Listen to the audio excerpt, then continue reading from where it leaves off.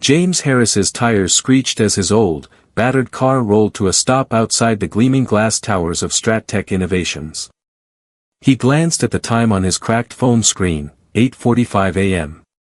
His heart pounded, but not from the early morning rush or the lack of sleep. It was something else, something deeper. He was about to step into a world that had long looked down on people like him. This wasn't just any tech company. StratTech was the tech company, the kind everyone in Silicon Valley aspired to work for, the kind that funded million-dollar startups and dictated trends for the next decade.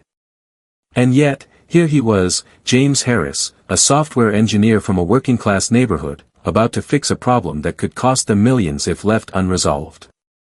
The job had come out of nowhere. One late-night email from Sarah Mitchell, CEO of StratTech. "We need your expertise to fix a critical security issue," it said. No one had expected him. No one had expected someone like him. James took a deep breath, stepping out of the car. The stares from the valet attendants, the security team, even a few pedestrians, felt like daggers. They weren't even trying to hide it. Their eyes didn't just scan him, they judged him. A black man in worn jeans and a jacket that had seen better days. A mechanic, they probably assumed. Not someone who belonged in the glossy world of StratTech. He adjusted his tool bag and walked toward the building. Inside the lobby, the atmosphere was a sharp contrast to the street outside. White walls, modern art on the walls, and spotless floors. Everything screamed elite, but James didn't feel like he belonged. He wasn't here to impress anyone with his looks or his background. He was here to fix a damn software glitch. A receptionist barely glanced up as he approached. "Can I help you?" she asked in a voice that dripped with disinterest. "I'm James Harris," he said, his voice calm, though a tight knot formed in his stomach. "I'm here for the job on the security breach." She gave him a quick once-over before tapping something into her computer. "Right, Mr. Harris. I'll let them know you're here." James nodded and found a seat. He didn't want to look at the well-dressed employees in the lobby. Their sharply tailored suits, perfect hair, and polished shoes only made him feel like an outsider. His worn jeans and boots felt like a glaring contrast to the perfectly groomed, expensive world he was about to enter. A few minutes later, Sarah Mitchell appeared. She walked in confidently, her presence commanding attention without even trying. Her polished appearance contrasted sharply with the scorn he had seen from the others. She didn't look at him with disdain.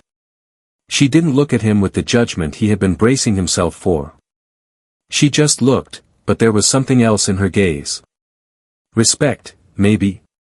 Or at least acknowledgement. "James," she said, extending a hand. "We've been waiting for you." James shook her hand firmly. "Glad to be here." Her smile was small but genuine.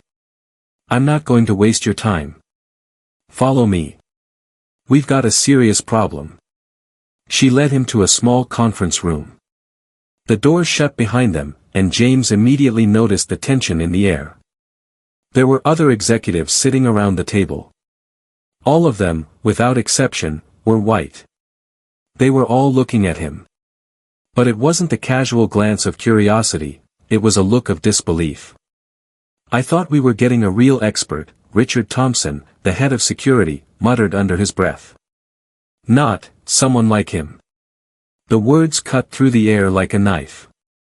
It wasn't just his words, it was his tone. The disdain was unmistakable. Sarah, noticing the tension, shot a sharp glance at Richard before turning back to James. "Ignore him," Sarah said, her tone leaving no room for argument.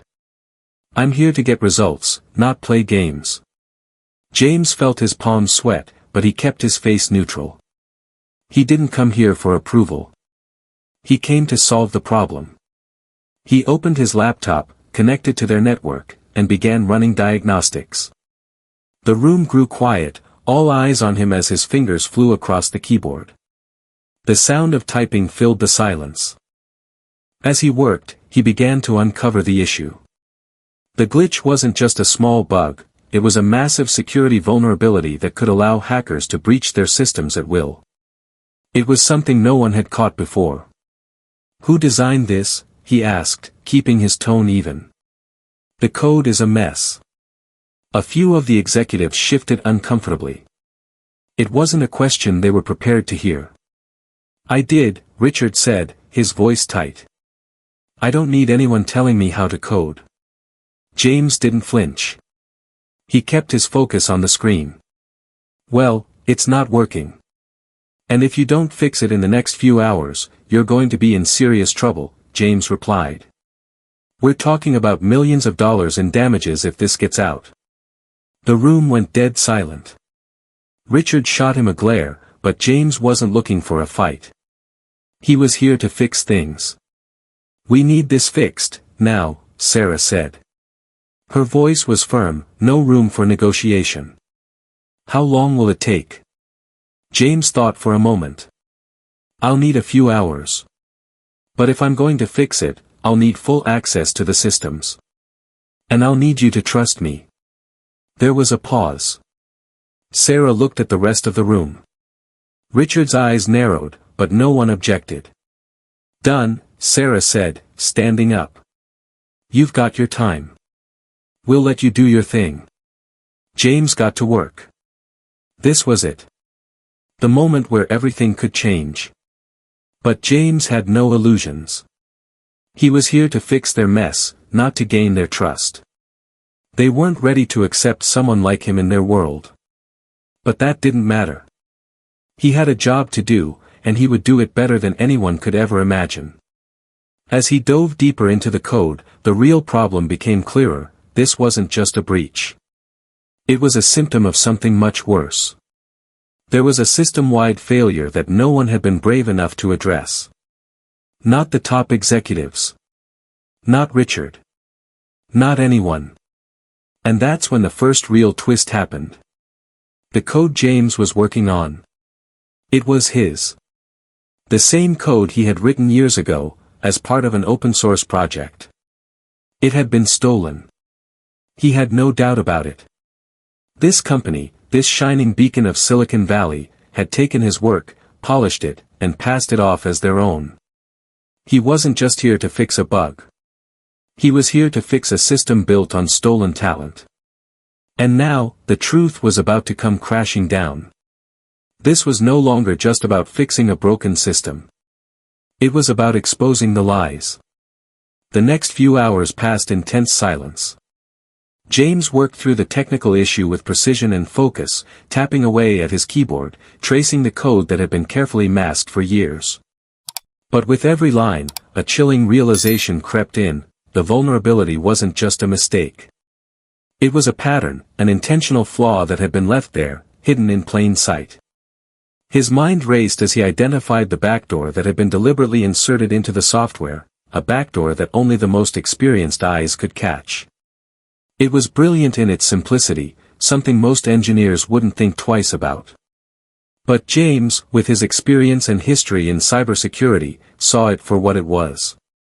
This wasn't just a breach, it was an attack waiting to happen. "Hey, can you fix this?" Richard's voice broke through his concentration. The head of security was standing in the doorway, his face an unreadable mask. James didn't respond immediately, his fingers still dancing over the keys. He knew that Richard, like the others, still doubted him. Still thought of him as an outsider. He glanced up, meeting Richard's eyes for a split second before returning his gaze to the screen. "I've already fixed it." "But there's more," James said coolly. "You've got a bigger problem than you think. This breach was no accident." Richard's brow furrowed. "What do you mean?"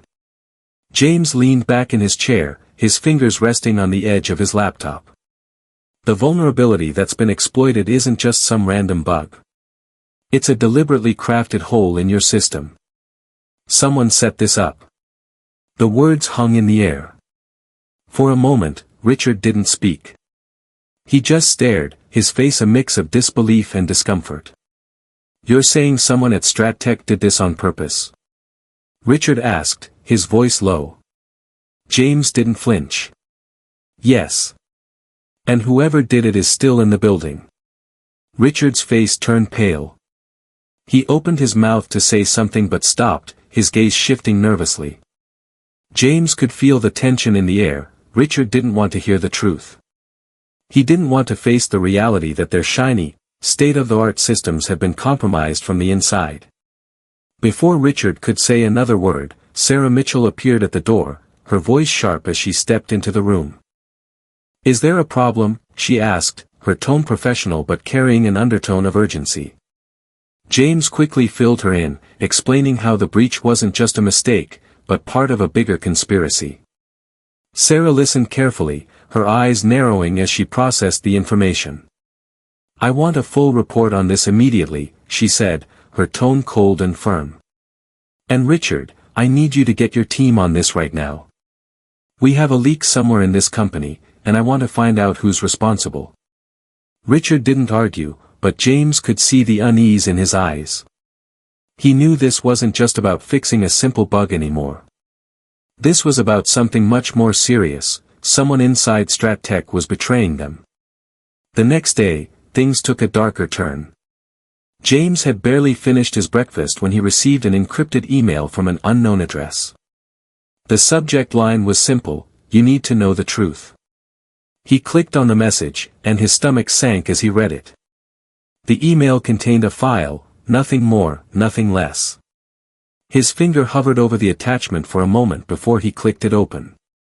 What he found inside was a shock. It was a list of internal documents from StratTech, all tied to him. Documents detailing his previous work with the company years ago, work that had been stolen. James had been part of the early development team for a similar project back in the day. He had worked on security features, encryption methods, and proprietary software. But when the project was unexpectedly scrapped, he was kicked out of the development team, no explanation given. He had assumed the project had been abandoned, and his career had taken a different path. But what he didn't know, what no one had told him, was that his designs were still being used by StratTech, passed off as their own. The email contained further evidence. Detailed files showing how his work had been copied and implemented into the company's current systems without his knowledge or consent. The only thing missing was his name on the credits. Instead, other engineers, including Richard Thompson, had taken the glory for work that James had done years ago. His heart raced. This was bigger than a simple betrayal, it was theft. And it wasn't just the theft of ideas or code, it was the theft of his future, of everything he had built. He knew then what he had to do. He couldn't just fix the current issue. He had to expose the truth, no matter the cost. James sat across from Sarah in the sleek, glass-walled conference room, the weight of the evidence in front of him. "Sarah," James began, his voice steady but heavy, "there's something I need to show you." He slid the folder across the table. Sarah glanced at it before opening it. Her eyes flicked over the pages, her face shifting from concentration to disbelief. "I've been part of the company before," James continued, his voice calm, but there was an edge to it. "I worked on the encryption code you're using now. It's my work. It was stolen." Sarah closed the folder and looked at him, her face a mixture of concern and confusion. "What do you mean stolen? This code was approved by your old team." James shook his head. "I was kicked off the team after I submitted it. They told me it wasn't good enough. But they didn't scrap the project. They just took my work and used it." There was silence for a long moment as Sarah absorbed the information.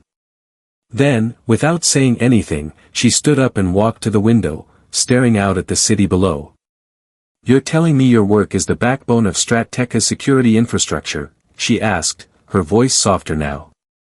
"Not just the security," James replied. "All of it, the core encryption, the algorithms. Every part of your system is based on something I designed. And no one ever gave me credit." Sarah turned back to face him, her eyes narrowing slightly. "You're saying Richard Thompson and others took credit for this?" James nodded. "Yes. And now, it's time for them to face the consequences. The days that followed were a blur of tense meetings, frantic investigations, and late-night conversations. Sarah quickly brought in legal teams and security experts to assess the situation. Richard Thompson, the head of security, and the other executives, including the CFO, were summoned to a meeting with Sarah. They had no idea what was about to unfold. Sarah didn't waste time. As soon as everyone was seated, she addressed them in a no-nonsense tone. James Harris has just informed me of a serious breach of trust, of both intellectual property and company policies, she began. His work, his code, has been used by this company without his consent. For years. There was a stunned silence. Richard's face flushed red as the truth began to sink in. We have proof, Sarah continued, her voice cutting through the tension. The documents, the emails, the code, it's all here. And you, Richard, are complicit in this theft. Richard's eyes darted nervously, and his hand reached for his glass of water, his fingers trembling. But he said nothing. Effective immediately, Sarah said, Richard Thompson is relieved of his duties. A full internal investigation will be launched. The room was still. No one spoke for what felt like an eternity. And then, Richard stood up abruptly, his chair scraping loudly against the floor. You can't do this, he snarled. You don't understand what you're dealing with. I built this company. Sarah didn't flinch. You built it on lies, Richard. And it's about time the truth came out. Richard stormed out, slamming the door behind him. The room was left in stunned silence. The aftermath of the investigation was swift and brutal. Richard Thompson and several other senior executives were fired. Legal proceedings were set into motion to return James's intellectual property and issue an official public apology. But the damage was done. Strattech's reputation was shattered. James, on the other hand, was offered the CTO position. The company wanted to make amends, and they knew James was the key to rebuilding trust. As James walked into his new office, he glanced around at the sleek, modern decor. It felt surreal. But he wasn't here to enjoy the luxury. He was here to change things. The fight wasn't over. It had just begun. James sat at his new desk, the weight of his promotion still settling in. The office was spacious, filled with modern furniture and floor-to-ceiling windows that offered a breathtaking view of Silicon Valley. But the view didn't bring him peace. The reality of what had happened over the past few days was still fresh. Strattech was a company built on his ideas he had never been credited for. His fingers drummed against the polished wood surface. The betrayal was personal, and the fight wasn't over. The most difficult battle lay ahead, rebuilding trust within the company, ensuring that the same mistakes wouldn't happen again, and finding a way to truly make things right for himself and others like him. But first, he had to face the people who had once looked down on him. A knock at the door broke his concentration. Come in, he called out, his voice steady. Sarah Mitchell entered, her expression serious but not unfriendly. She walked in and took a seat across from him, her eyes scanning the room for a moment before locking with his. How are you holding up? Sarah asked, her tone softer than before, but with a hint of professional concern. James leaned back in his chair, exhaling slowly. I'm fine, he replied, though the unease gnawed at him. I just didn't expect it to happen this fast. Neither did I, Sarah admitted. But we're in this together. The company will be undergoing some significant changes, and I want you at the center of it. You deserve this position, James. Her words, though kind, didn't erase the past. James knew this was just the beginning. He had to prove that his rise wasn't just about fixing a single problem. He needed to redefine the culture at Strattech, reshape how talent was valued, and above all, make sure that the company's growth was built on integrity. I have a lot of work ahead of me, James said, leaning forward. But before we get to that, there's something I need to address. Strattech has spent too long turning a blind eye to the talent in marginalized communities. We need a change in how we recruit, how we nurture talent, and how we recognize contributions. The company can't just pay lip service to diversity. We need to make sure everyone's contributions are valued. Sarah nodded in agreement. I couldn't agree more. But it's going to be a tough sell to the board. Not everyone is on board with this. James's jaw tightened. I didn't get here by being afraid of tough sells. The next day, James found himself standing at the front of a sleek conference room filled with some of the most powerful people in the company. The boardroom had always been a symbol of authority, a place where decisions were made by those at the top. And now, he was sitting at the head of the table. The irony wasn't lost on him. Thank you for joining me, James began, his voice calm but firm. Today, we are going to have a conversation about what StratTech needs to do moving forward. This is not just about technology. It's about culture. It's about how we foster talent and recognize the people who build the future. The room was filled with wary expressions. Richard Thompson's absence was noticeable. The board members who had once supported him now avoided eye contact, no longer wielding the power they once held. James could see the discomfort written all over their faces. He continued, his words carefully chosen. StratTech has done amazing things, but we have not been a place where all talent thrives. We've allowed a toxic culture to take root, one where people are overlooked, where ideas are stolen, and where those who should be leading aren't even given a seat at the table. There were a few murmurs, but no one interrupted. Sarah Mitchell, sitting beside him, gave him an encouraging nod. From this point forward, James said, his tone growing stronger, we will have a clear, transparent system for evaluating talent. No one will be left behind. And we will be held accountable. The board members shifted in their seats, some visibly uncomfortable, others looking skeptical. James locked eyes with each of them, challenging them to argue. Finally, a voice spoke up from the far end of the table. And how do you propose we do that, James? Said Leonard Williams, a senior board member with years of experience. His voice was skeptical, though not hostile. It's one thing to talk about change, but how do you expect to implement it without disrupting the company's operations? James's expression didn't waver. By being transparent. By valuing everyone's contribution, no matter where they come from. We'll create mentorship programs for underrepresented groups, revise our hiring practices, and, most importantly, ensure that people are recognized for their work. And I will be leading this initiative. The room fell silent again. James could sense the resistance, but he was ready for it. He had fought harder battles before. James, Sarah said, speaking up for the first time, I support this.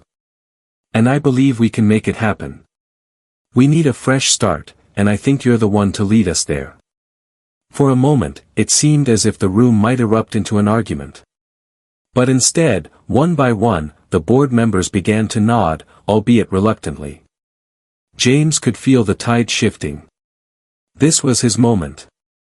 The weeks that followed were a whirlwind of meetings, interviews, and policy revisions. James worked tirelessly, ensuring that the changes he envisioned were being put into place. His goal was clear, to create a company that valued ideas over appearance, competence over background. But as much as he pushed for change, there were still forces at play, forces that weren't as eager to embrace his vision. Old habits die hard, and not all of the company's executives were on board. Leonard Williams, in particular, pushed back every chance he got, questioning James's approach and attempting to stall initiatives that didn't align with his own narrow view of how business should be run. James, we can't just start hiring people based on their potential alone, Leonard argued one afternoon during a meeting. We have a system in place for a reason. We've been successful so far, haven't we? James's patience was tested. Leonard, success isn't just about profits. It's about the people who get us there. If we continue to ignore the untapped talent in our community, we'll never evolve. You can't build the future by staying stuck in the past. There was a tension in the air, but James held his ground. This was his fight, and he wasn't about to back down. It wasn't long before Leonard's resistance began to affect the company's morale. Employees who had once felt overlooked began to feel empowered. Mentorship programs gained traction, and new hires, many from backgrounds that had been previously ignored, started to join StratTech. The culture was shifting, but not without cost. The internal struggle was far from over. Leonard and others who resisted change were not going to give up easily. They tried everything, from quiet sabotage to spreading doubts among the new hires, to stop James's momentum. But James had come this far, and he wasn't about to let them take it all back. One morning, as he walked through the bustling corridors of StratTech, James realized that this wasn't just a company-wide shift. This was the beginning of something bigger. It was a shift in the tech industry, and he was going to lead it. James knew the road ahead would be difficult, but for the first time since stepping into the building, he felt a sense of purpose. He was here to stay. And this time, he wasn't leaving until StratTech, and the industry at large, became a place where everyone's talent was recognized, no matter where they came from or what they looked like. The battle was just beginning. Despite the progress James had made, there were still lingering challenges.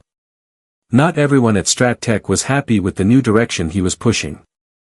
While some executives had softened their resistance, others, like Leonard Williams, had been quietly trying to sabotage the company's efforts. James had to stay ahead of them, keep a steady hand on the ship, and make sure that every decision, every move, was in line with his new vision for the company. But every step forward seemed to come with a step back. One afternoon, while going through emails, James received a message from Sarah. It was brief but unsettling. "We need to talk. Leonard's trying to block the mentorship initiative in the board meeting. He's spreading rumors about the diversity programs. Meet me in the conference room at 3. James sighed. He had expected resistance, but this was getting out of hand. Leonard had been attempting to delay the onboarding of diverse talent, claiming that the company had enough capable employees already and didn't need outside interference. It was clear Leonard saw this as a threat to his long-standing influence in the company. At exactly 3 p.m., James entered the conference room, where Sarah was already waiting. She was standing by the whiteboard, scribbling down ideas for their upcoming presentation. Her usual composed demeanor was now tinged with frustration. "Hey, what's going on?" James asked, his tone a mix of concern and determination. "Leonard's making his move," Sarah said, turning to face him. "He's going to fight this mentorship initiative with everything he's got in the next board meeting. I've tried to steer the conversation back to the facts, how bringing in diverse talent is essential for innovation and growth, but he's not listening." James clenched his fists. "I've dealt with this kind of pushback before. It's not about the company's future for him, it's about maintaining control. We need to expose his tactics." Sarah nodded. "I agree. But we can't be too obvious. We'll have to be strategic. The board still trusts him, too much." "We'll turn the tables," James said with a glint of determination in his eyes. "I'm not letting Leonard or anyone else derail this." The door to the conference room opened. Leonard walked in, wearing his usual smug smile, but there was an undercurrent of tension in his posture. He had clearly anticipated this meeting, and James was ready. "James, Sarah," Leonard greeted them with a thin smile, trying to appear cordial. "I assume you're here to discuss the diversity initiatives again?"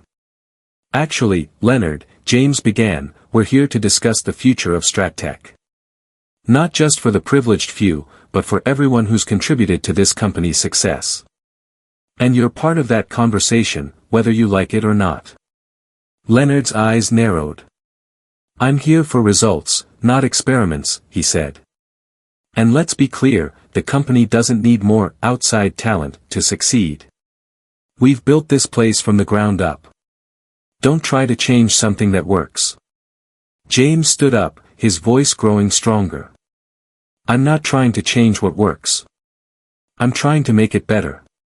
StratTech's success isn't just about what's already been done. It's about what can be done, by the people you've been ignoring for too long. We need diverse perspectives, new ideas, otherwise, we'll stay stagnant. Is that what you want? The room fell silent. Sarah stood behind James, her arms crossed in quiet support. Leonard's face turned red, but his response was a calculated smile. You don't know what you're asking for, Leonard said, his voice dripping with condescension. Trust me, this will ruin StratTech. I guess we'll find out, James replied. The next board meeting was set to be a turning point for StratTech. Leonard had made it clear he was going to fight James's initiatives with everything he had. He had enlisted some of his allies on the board, and James knew the meeting wouldn't be easy. But he had something Leonard didn't, the truth. When the meeting began, the tension was palpable. The board members filed into the room, taking their seats with an air of reluctance. Leonard was sitting at the head of the table, as usual, but this time, James wasn't intimidated. He was ready to face the storm head-on. The discussion started as usual, financials, quarterly reports, and market projections. Then, Sarah motioned for the conversation to shift. Let's talk about the future of StratTech, she said, her tone calm but assertive. James has made some recommendations for improving company culture and expanding our talent pool. Leonard immediately cut in, his voice dismissive. We don't need to waste time on this. We have the best employees already. Adding more people won't fix what isn't broken. Actually, Leonard, James interjected, it's not about fixing anything. It's about growing. StratTech has a reputation for being an elite company, but we're missing out on some of the brightest minds out there, people who haven't had a chance to prove themselves. I don't need some outsider telling me what we're missing, Leonard snapped. We've been running this company for decades, and we've done just fine. James's jaw tightened. You've been running it for decades, but what happens when the world changes? When the tech landscape shifts and innovation is no longer about who has the most resources, but who has the best ideas. Are you going to keep relying on the same outdated model? Leonard opened his mouth to respond, but James didn't let him. I've seen firsthand what happens when people like me are excluded. When talent is ignored because of where they come from, or what they look like. And let me tell you, it's not just a moral failure, it's a business failure. This company will fall behind if we don't change. The room grew quiet. For a moment, James thought the board was going to side with Leonard, but then something unexpected happened. A few board members, including one of Leonard's closest allies, spoke up. They were cautious at first, but it was clear they were beginning to see the logic in James's words. This is a turning point, Leonard, one of the board members said. We've all heard the arguments, and I think it's time we stop fighting change and start embracing it. Leonard's face turned white as he realized he was losing control of the conversation. It wasn't over, not by a long shot. The battle for control of StratTech wasn't won yet, but James had made significant progress. Leonard's influence was waning, and more board members were beginning to see the value in James's vision for the future. The company's diversity programs were finally given the green light, and the mentorship initiatives began to take shape. StratTech started to build a reputation as a company that valued innovation, transparency, and equal opportunity, regardless of background. But James knew this was just the beginning. He couldn't afford to rest on his laurels. Every decision he made from here on out would shape the future of the company, and he was determined to make it a future where talent, no matter where it came from, was always recognized and celebrated. As he stood by the window of his office, looking out over the valley, he realized that change wasn't easy. It never was. But it was worth it. For the first time in a long time, he felt like he was on the right path, not just for himself, but for everyone who had been overlooked and underestimated. This was the future of StratTech. And he was going to make sure it was a future that belonged to everyone. Weeks passed, and James worked tirelessly to keep the momentum going. StratTech was changing, slowly but surely, but there was always the lingering feeling that someone, or something, was lurking in the shadows, ready to undo everything he had worked for. His gut told him that Leonard wasn't going down without a fight, and James was right. Despite the shifting tides in the boardroom, Leonard's influence still remained a powerful force, particularly in the company's older departments. He had quietly started rallying his remaining supporters, trying to regain control and push back against the changes James was spearheading. But James wasn't one to sit back and wait for a challenge to come to him. One afternoon, as he sat in his office with Sarah, going over the latest reports on recruitment and mentorship, his phone buzzed. It was a message from an unexpected source: "We need to talk. Urgent." It was from Eric Summers, an executive who had long been one of Leonard's closest allies. James raised an eyebrow. This was unusual. Eric had always sided with Leonard in the past, often agreeing with his old-school approach to business. What could he possibly want now? He looked at Sarah, who gave him a questioning look. "What is it?" she asked, her voice laced with curiosity. "I don't know. But it looks like Eric wants a meeting," James said, furrowing his brow. "I'll see what he has to say." James met Eric in a quiet, private conference room on the top floor. Eric looked unusually tense as he stood by the window, staring out at the sprawling city below. When he saw James enter, he turned sharply, his face pale. "James, I don't know how to say this," Eric started, his voice shaky. "I've been wrong about a lot of things." James crossed his arms, leaning against the door. "What do you mean?" "I've been on the wrong side of history," Eric continued, his voice gaining strength as he spoke. "For years, I've been supporting Leonard, but I've seen the way you've been pushing for change. And you're right. We've been ignoring talent. We've been ignoring people who should have been in positions like yours a long time ago." James didn't say anything. He waited for Eric to continue. "I don't know what Leonard's told you," Eric went on, pacing now, "but the truth is, he's scared. He's scared of losing his grip on this company. And he's not going to stop until he gets back to where he was. He's been playing a long game, James." James absorbed every word. This was unexpected. Eric, a man who had been a staunch ally of Leonard's, was now offering James the very information he needed to solidify his position. "So what's your part in all this?" James asked, keeping his voice neutral but firm. Eric stopped pacing and looked James directly in the eye. "I've been complicit. But I'm done. I want to help you. I can't undo what I've done, but I can make sure Leonard doesn't undo everything you've worked for." James raised an eyebrow. "Why now? Why help me?" Eric let out a heavy sigh. "Because I believe in what you're doing. I believe in the future of StratTech. And I can't sit by and watch Leonard tear this place apart just to protect his ego." James was silent for a moment, processing everything Eric had said. "All right. But if you're going to help me, we do this the right way. No more secrets. No more playing games." Eric nodded, a determined look in his eyes. "You have my word." With Eric's unexpected support, James felt like he finally had a fighting chance. Leonard might have been a skilled manipulator, but he was no match for the unity and transparency James was building within the company. Still, Leonard wasn't one to back down easily. James knew he had to prepare for what was coming next. As the days passed, James kept a low profile while Eric worked behind the scenes, gathering evidence of Leonard's underhanded tactics. What James didn't realize was just how far Leonard had gone to maintain control of StratTech. Eric's findings were shocking. Leonard had been funneling company resources into a secret project, a project designed to create a competitor to StratTech's latest innovation, one that would put the company on the map in a completely different direction. But the catch was, it was based on stolen research.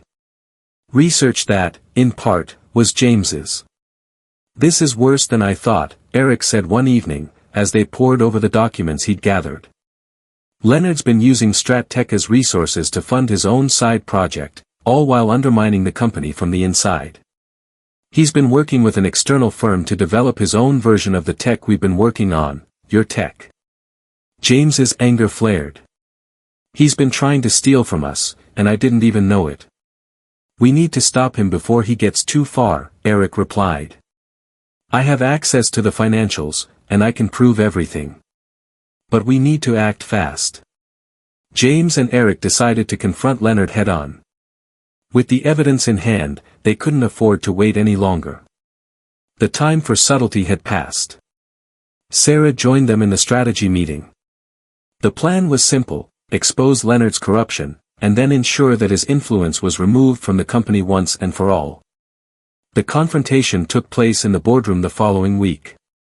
As the executives filed in, they noticed something was different. The air felt thicker, the tension palpable. James was standing at the head of the table, a confident, unwavering presence. Behind him, Sarah and Eric stood in support, their eyes steady.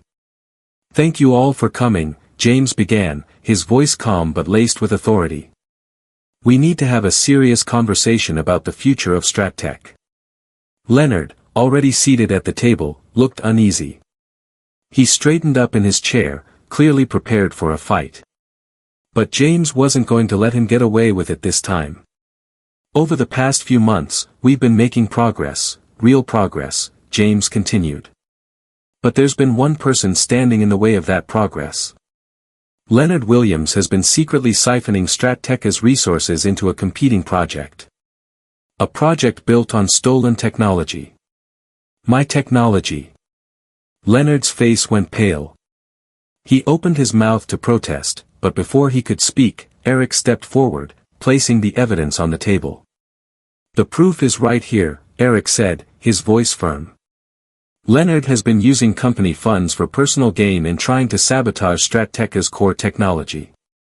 The room went silent. Leonard's face twisted with rage, but he couldn't deny the evidence. The board members exchanged glances, some visibly shocked, others just stunned by the betrayal. "We're removing you from your position immediately," Sarah said, her tone final. "And we'll be launching a full investigation into your actions." Leonard stood up, his chair scraping loudly against the floor.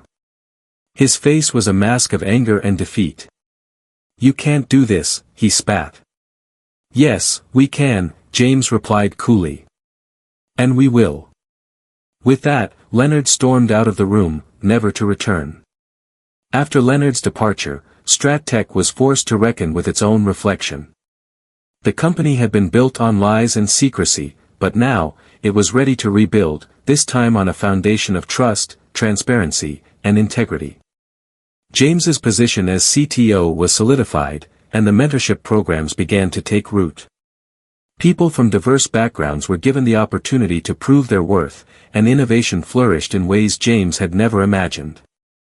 It wasn't a perfect world, there would always be challenges, always be resistance from those who feared change.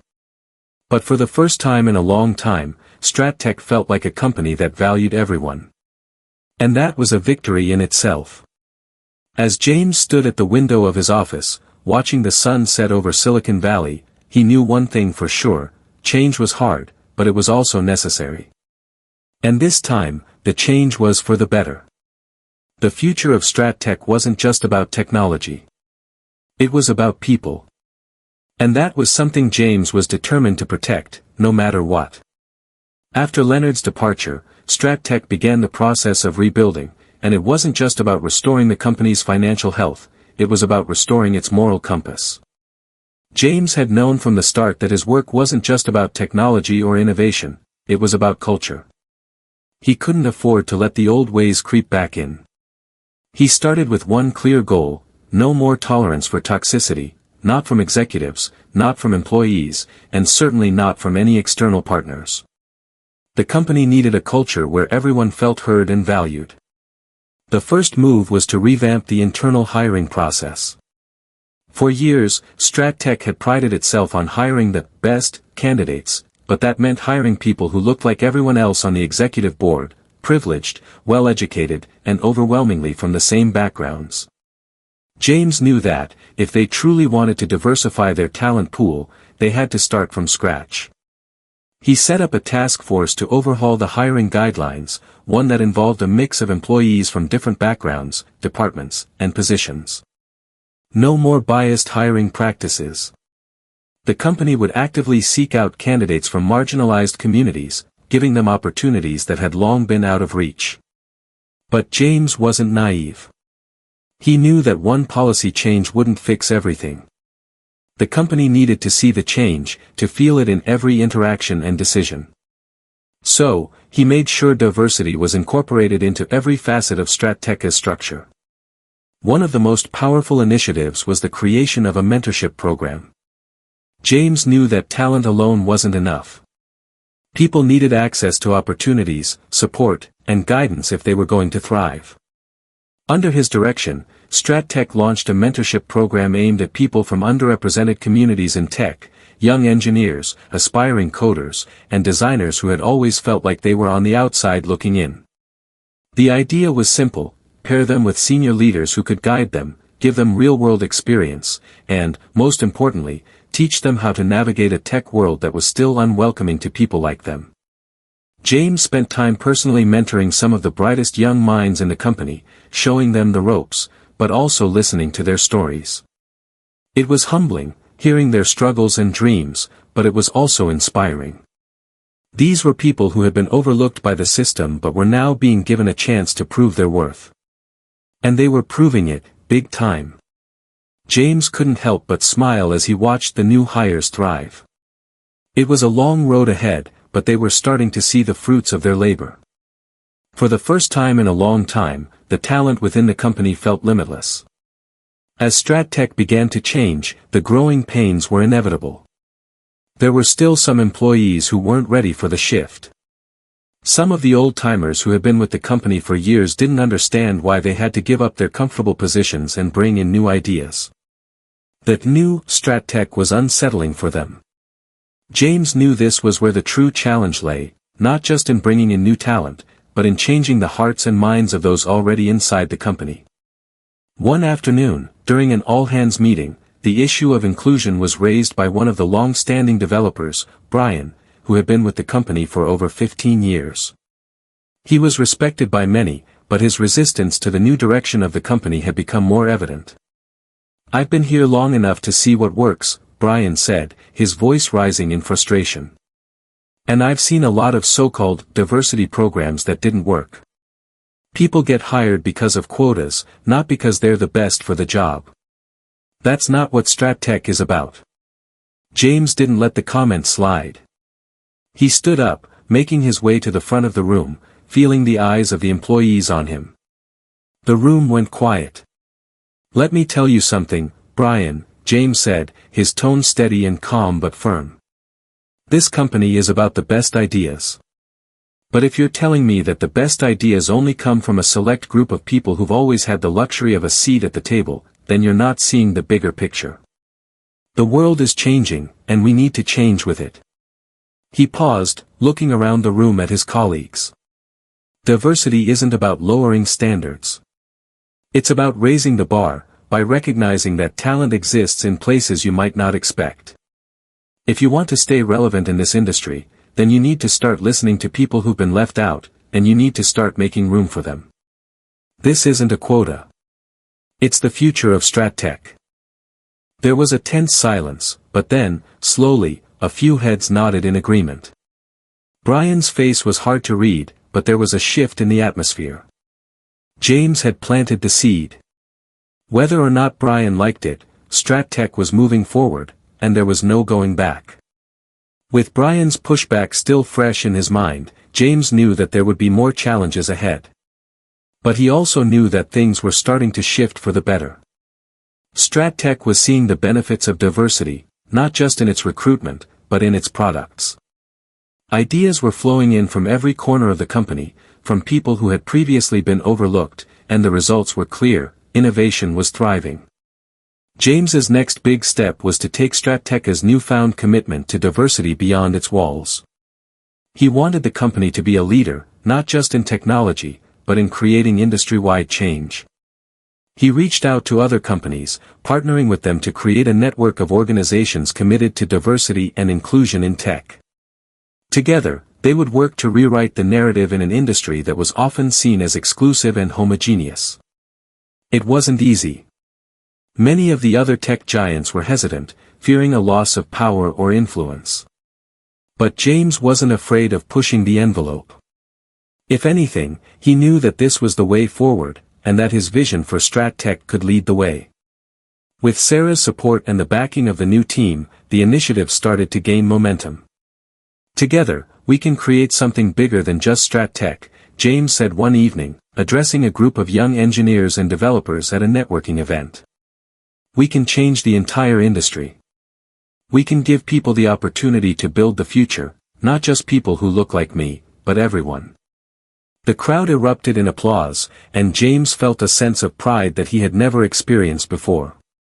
This wasn't just about him anymore, it was about something much bigger. As the months passed, the efforts to change Strat Tech from the inside out began to pay off. The company's products were becoming more innovative, its diversity initiatives were becoming the gold standard in Silicon Valley, and, perhaps most importantly, its culture was evolving into one where all ideas were welcomed. James's leadership was no longer just about solving the company's immediate issues, it was about setting a new precedent. Other companies were starting to take notice, and soon enough, Strat Tech was being recognized not just for its technological advancements, but for its role in leading the charge for diversity and inclusion in the tech industry. But as much as James celebrated these milestones, he knew the work was far from done. The road ahead would be filled with challenges, both internal and external. But he was ready for it. As he stood at the window of his office, looking out over the skyline of Silicon Valley, he knew one thing for sure, this was the future. And Strat Tech was just the beginning. As Strat Tech flourished under James's leadership, an unexpected challenge surfaced, one that would test everything they had built. It came in the form of a competing tech startup, FutureScope, which had just secured a massive investment from a major venture capital firm. The media buzzed with excitement as FutureScope promised to revolutionize the tech industry with new, disruptive ideas that, oddly enough, seemed eerily similar to Strat Tech's own innovations. James had anticipated competition. It was inevitable in the tech world. But FutureScope wasn't just any startup, it was led by former Strat Tech employees who had left the company under suspicious circumstances, including one of Strat Tech's former chief engineers, Alex Ramirez. James's instincts kicked in immediately. There was more to this than just innovation rivalry. Alex, who had always been outspoken and critical of Strat Tech's direction, had left with a bitter taste, and now, it seemed, he was using his inside knowledge to fuel this new competitor's rise. James and Sarah met to discuss the situation. Sarah was concerned, but she had confidence in James's ability to tackle this head-on. "We can't let them turn this into a war," she said, her voice steady but carrying a hint of urgency. "We've worked too hard to create something meaningful. We can't let them steal that from us." James nodded. "We won't let them. But we have to be smart about this. This isn't just about out-innovating them, it's about proving our commitment to the values we've built. If they want to compete, let's show them that Strat Tech is a leader in more ways than just technology." The weeks that followed were intense. FutureScope launched its first product, a sleek AI-driven platform that promised to disrupt the industry by using technology in ways no one had imagined. The media hailed it as the next big thing. But as James watched the unveiling, a realization dawned on him: FutureScope's product was a near mirror image of Strat Tech's flagship innovation, with a few tweaks. James's mind raced. Had Alex and his team been using Strat Tech's proprietary knowledge to develop their own version? Was this corporate espionage? He knew that accusing them outright could backfire, especially since FutureScope was getting significant backing and media attention. Strat Tech needed to play this strategically. "Let's focus on what sets us apart," James said during a company-wide meeting. "Innovation isn't just about creating something new. It's about creating something that has a lasting impact. And that's what we've done. We've built a culture here that values diversity, inclusion, and transparency. That's our edge. Let's show the world what we stand for." Sarah supported him wholeheartedly. "We won't let this distraction pull us off course. We'll keep doing what we do best: create, innovate, and build." But we'll also remind people of the bigger picture. Technology alone isn't enough. It's about the people behind it. As the rivalry with FutureScope heated up, StratTech started to lean into its values more openly. They launched a new campaign, Innovation for All, highlighting the diverse team behind their products and the inclusive approach they took to solving global problems. It wasn't just about tech anymore, it was about who they were as a company. As the media battle intensified, so did the legal one. StratTech's lawyers were called in to investigate the potential theft of intellectual property. James had hoped it wouldn't come to this, but it seemed like FutureScope was bent on proving that they could compete using any means necessary. StratTech's legal team gathered evidence, email trails, internal documents, and confidential product designs. They found enough to suggest that FutureScope had indeed used StratTech's proprietary information, and the case was strong. However, James wasn't comfortable with turning this into a full-blown legal war. It wasn't just about winning in court, it was about maintaining the integrity they'd worked so hard to build. Legal battles could drag out, hurt the company's reputation, and take away from their focus on innovation. "Let's give them a chance to settle this outside of court," James said to Sarah, pacing in his office. "We don't need to destroy them. We need to expose the truth, but in a way that shows who we really are." Sarah agreed. If they want to compete, they should do it with their own ideas, not by copying ours. The decision was made. StratTech's lawyers sent FutureScope a cease and desist letter, demanding that they stop using StratTech's proprietary technology. But they also made an offer: settle this without a public legal battle, and FutureScope could continue to exist, but on equal terms. The response came quickly. FutureScope's investors were not pleased with the idea of a public settlement, and Alex refused to back down. He wanted to make a statement, he wanted to win, not just compete. The battle lines were drawn. It was no longer just about technology. It was about values, about ethics, and about proving that StratTech stood for something more than just the next big thing. The day of the board meeting arrived, and the tension in the room was palpable. The board members knew what was at stake. If StratTech lost this legal battle, it would not only affect their financial standing but could also tarnish their reputation as a leader in ethical innovation. James walked into the room, his presence commanding the attention of every board member. He wasn't here to fight FutureScope in court, he was here to show them that StratTech's future wasn't defined by this rivalry. "We're not in this for the headlines," James began. "We're in this to make a difference. Our mission isn't to crush the competition. It's to create a world where the best ideas are made by people, not by who has the most money or the loudest voice. We stand by our values. And if that means giving up some market share to protect those values, then so be it." There was a moment of silence in the room. Then, Sarah stood and spoke up. "What James is saying is that our reputation isn't for sale. We don't need to win by using dirty tactics. We win by sticking to what we believe in." The room slowly started to nod in agreement. StratTech made its decision. Rather than dragging the legal battle out, they settled with FutureScope. But there were strings attached. FutureScope had to acknowledge the origins of StratTech's innovations, and both companies had to agree on a transparent, collaborative approach to future technological advancements. The settlement didn't just end the dispute, it sent a powerful message. It wasn't about winning a war, it was about maintaining integrity, no matter the cost. StratTech had proved that their commitment to ethics, transparency, and innovation was unwavering. James's vision for StratTech, one that combined technological leadership with a culture of inclusion and fairness, had won the day.